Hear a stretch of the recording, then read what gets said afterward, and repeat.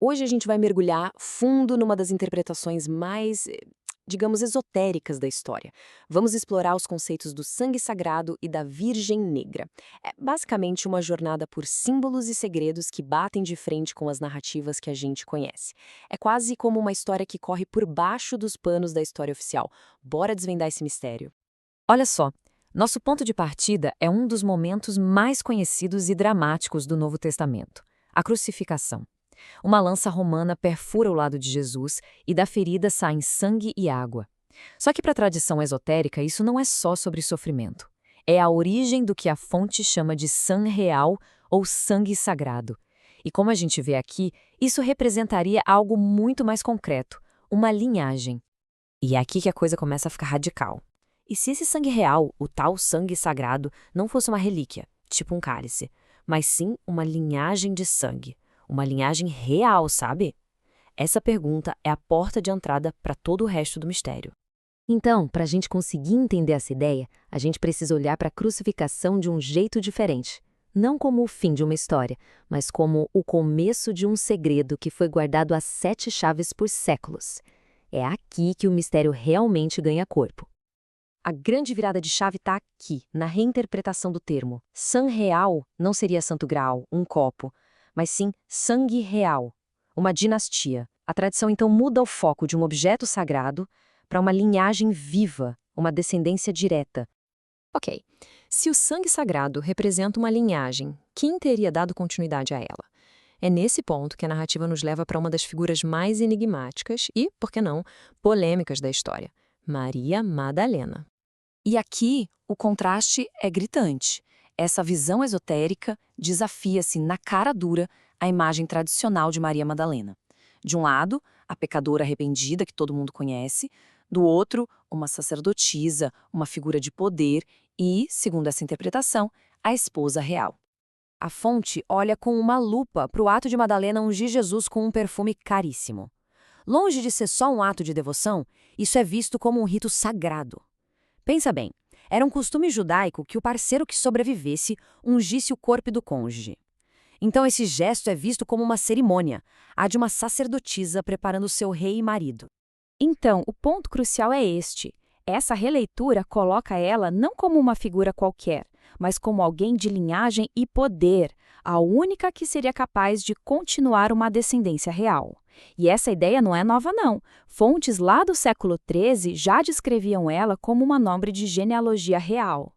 Certo, então depois da crucificação, essa linhagem sagrada teria sobrevivido, mas protegida ao longo da história por guardiões secretos. A grande pergunta é, como é que uma linhagem dessas teria sido preservada por tanto tempo? A jornada dessa linhagem sagrada, segundo essa teoria, começa com a fuga de Maria Madalena para a Europa. Séculos depois, lá na França, os reis merovíngios aparecem como os protetores desse sangue. E, por fim, a guarda desse segredo teria passado para os famosos Cavaleiros Templários.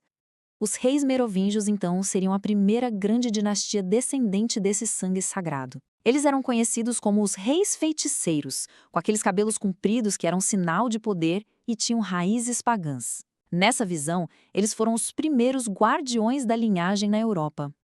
E isso, gente, muda completamente o que a gente pensa sobre os Cavaleiros Templários. Eles não seriam apenas guerreiros das cruzadas, mas sim os guardiões de um segredo histórico e espiritual gigantesco, um conhecimento que ia muito além de relíquias e tesouros.